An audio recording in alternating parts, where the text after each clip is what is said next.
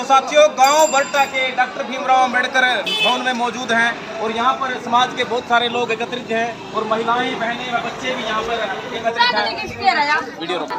तो साथियों, बहुत सारे भाई बहन, माताएं, बहनें व बच्चे यहाँ पे मौजूद हैं और बाबा साहब के बारे में वो जयकारे यहाँ पे लगा रहे थे। हम उनसे ये मिलते हैं, बात करते हैं, वो क्या बाबा साहब के बारे में जानते हैं, वो क्या यहाँ पे उनसे जानेंगे। हाँ जी मैडम, नमस्कार। क्या परिचय? क्या परिचय? मेरा नाम सोनिया है। हाँ जी, बाबा साहब के बारे में क्या जानते हैं? बाबा साहब जी, आज मैं जो कुछ भी हूँ बाबा साहब के कारण हूँ। बाबा साहब के कारण आज मैं पढ़ लिख पाई हूँ और आज जो हमें एक अच्छे स्कूल में बच्चों को पढ़ा रही हूँ, ये सिर्फ एक बाबा साहब की बदौलत ही है। जो मैं ऐसा क्या कर दिया बाबा साहब ने जो इतने लोग यहाँ पे बहुत मौजूद है यहाँ पे? अगर कल बाबा साहब ना होते तो आज हम ना होते। हमारे पीछे वही झाड़ू और आगे हंडी टंगी होती और ना ही हमारा समाज में नहीं कोई हमें जानता था। आज बाबा साहब की बदौलत ही हमारा जो समाज है वो इतना ऊंचे उठ पाया है कि हम हमारे जो समाज की बहन बेटियां हैं, लड़के हैं, वो पढ़ लिख कर एक अच्छे मुकाम पर पहुंच चुके हैं। कोई जज भी है, कोई वकील भी लगा है और कोई टीचर भी है, कोई डॉक्टर बना है। ये सब जो है बाबा साहब की बदौलत ही हो पाया है। अगर बाबा साहब ना होते तो आज हम ना होते। इसलिए जय भीम, जय जय जय जय भीम। एक बात और बताइए, कितना पढ़ी आप जो जज के आप टीचर हैं? जी मैंने +2 करके जेएफटी की हुई है। तो ये साथियों, ये मैडम सोनिया मैडम है। ये गांव के बच्चों को स्कूल में पढ़ाती हैं और शाम को घर आके बच्चों को निःशुल्क पढ़ाती हैं और बाबा साहब के बारे में यहाँ महिलाओं को ये समझा रही थी, बता रही थी। और भी माताएं बहनें मौजूद हैं यहाँ पे। बाबा साहब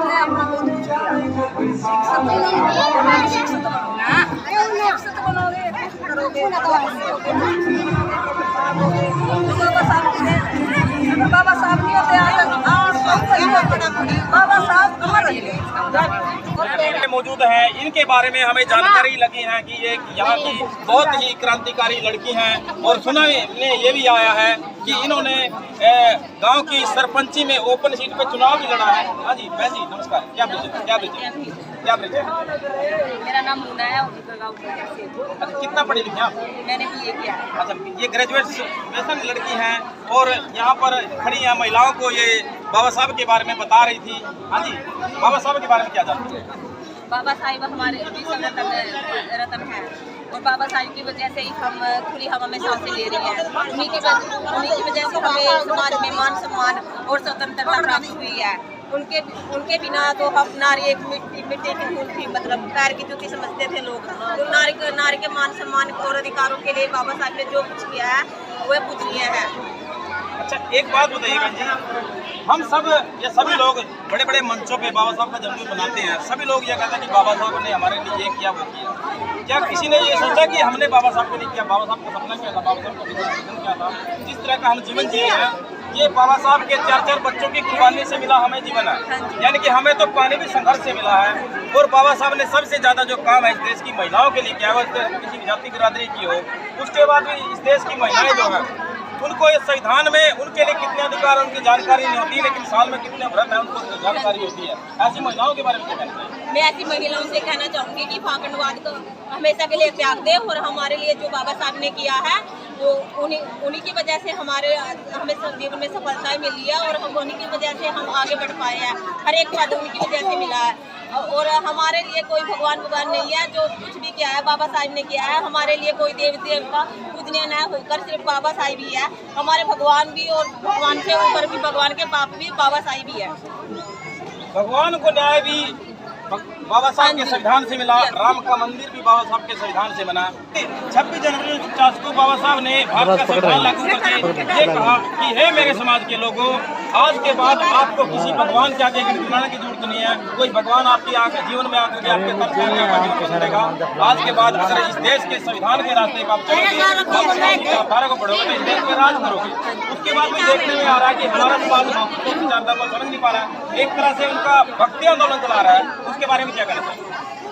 बाबा साहब की भक्ति करने की कोई आवश्यकता नहीं है। बाबा साहब ने जो लिखा है उनके मान विचारों के पर चलकर ही बाबा साहब के सपने को पूरा किया जा सकता है।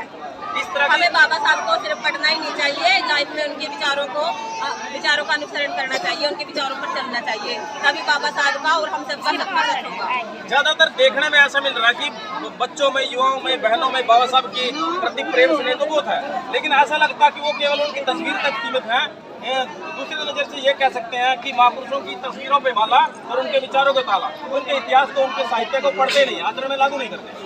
बस यही कमी है, लेकिन हम जागरूक हो चुके हैं। अब हमारे समाज के जो पढ़े लिखे भाई बहन हैं वो जागरूकता फैलाएंगे अपने परिवार में, अपने समाज में, अपने आसपास, और सब जागरूक हो जाएंगे। हम बाबा साहब के विचारों पे चल के एक दिन सत्ता में जरूर आए। अच्छा, कॉलेज में पढ़ा तो बिना ज्ञान के, बिना हथियार के युद्ध के मैदान गए तो फिर हार निश्चित है। बिना ज्ञान के आप समाज की लड़ाई कैसे लड़ पाएंगे? हाँ जी, भारतीय संविधान पढ़ा है मैंने। नहीं, भारतीय संविधान तो पढ़ा है। बाबा साहब का जन्मदिन हम मना रहे हैं तो उनका जीवन मिशन तक ये किताब तो हमें पढ़नी चाहिए। हाँ, किताब पढ़नी चाहिए, लेकिन जो विचार बाबा साहब के तक विचार थी, 4-5 विचार ही ऐसे हैं जिनके ऊपर चल के बहुत आगे तक जा सकते हैं। वो किताबें पढ़ ले तो हम महान बन जाएंगे। बाबा साहब के 3 प्रेमल हैं: शिक्षित बनो, संगठित बनो, संघर्ष करो। शिक्षित भी चलो हमारा समाज हो रहा है, संघर्ष भी हमारा समाज किसी न किसी हर दर्जे पे करता है, लेकिन जो ज्यादा जरूरत है वो संगठित होने की है। संगठित होने से ज्यादा समाज में संगठन ज्यादा बढ़ गए, लोग अलग अलग संगठन में बाबा साहब की जय जयकार कर रहे हैं, जबकि ये रास्ता बाबा साहब संगठन बने, सबको एक हो जाना चाहिए। जब तक ये छोटे छोटे संगठन एक नहीं होंगे, सफलता नहीं मिलेगी, तब तक हमारा समाज ऐसे ही बिछड़ा रहेगा। इसलिए सबसे जो भी संगठन बने हैं, छोटे बड़े, सबको एक होकर फिर एक टीम के साथ संघर्ष करना चाहिए, तभी सफलता मिलेगी। अच्छा, बाबा साहब ने महिलाओं के लिए बहुत ज्यादा कार्य किया है। उसके बाद भी भारत की जो महिलाएं हैं बाबा साहब के प्रति, गुरुदास महाराज के प्रति, गौतम बुद्ध के प्रति, महामना ज्योतिबा फुले के प्रति, माता सावित्रीबाई फुले के प्रति समर्पित न होकर के पाखंडवाद को ज्यादा समर्पित हैं। उसके बाद में उनको लगता है कि व्रत रखने से उनके पति की उम्र लंबी हो जाएगी, व्रत रखने से उनके बच्चों की उम्र लंबी हो जाएगी। अगर ऐसा होता तो भारत में कोई भी औरत कभी विधवा क्या कहना चाहिए? बस मैं तो यही कहना चाहूंगी कि ये पत्थर की, जब पत्थर खुद नहीं बना सकता, खुद नहीं खा सकता, तो दूसरों को क्या देगा? पत्थर कुछ नहीं दे सकता। और जो ये पाखंडवाद के संत साधु है, ये भी तो हमसे मांग के खाते हैं। अगर पत्थर देता तो ये वही पर पूजा करते, पत्थर की तो मूर्ति से प्राप्त कर लेते, घर घर घूमने की क्या आवश्यकता। अच्छा, आज यहाँ प्रोग्राम में आप आई हैं, महिलाओं को इकट्ठा करके कुछ अपनी तरफ से जो भी आप जानती हैं, शिक्षा ज्ञान आप दे रही हैं, आज के बाद महिलाओं को क्या शिक्षा देके जाएंगी, क्या संदेश देंगी कि उनको क्या करना चाहिए? मैं सिर्फ यही कहना चाहूंगी कि पाखंडवाद में मत गिरे ऐसे ही कहीं घूमते हुए, क्योंकि भगवान कुछ नहीं होते हैं। और पढ़ो लिखो, शिक्षित बनो, अपने बेटा बेटी में कोई अंतर भेदभाव ना करे, दोनों को बराबर शिक्षा दे, दोनों को स्कूल भेजे। शहीद भगत सिंह ने भगवान को कभी नहीं माना।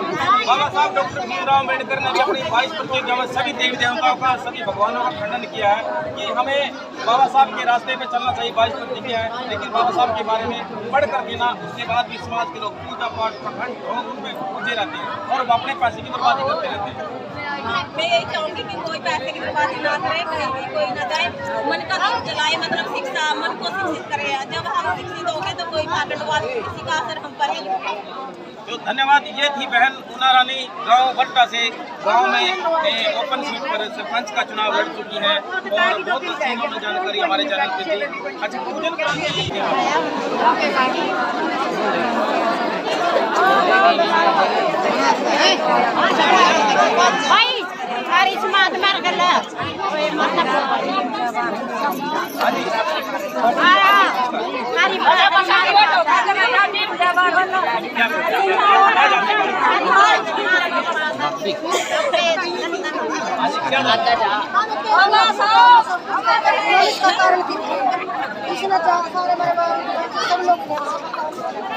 कितने बच्चे हैं?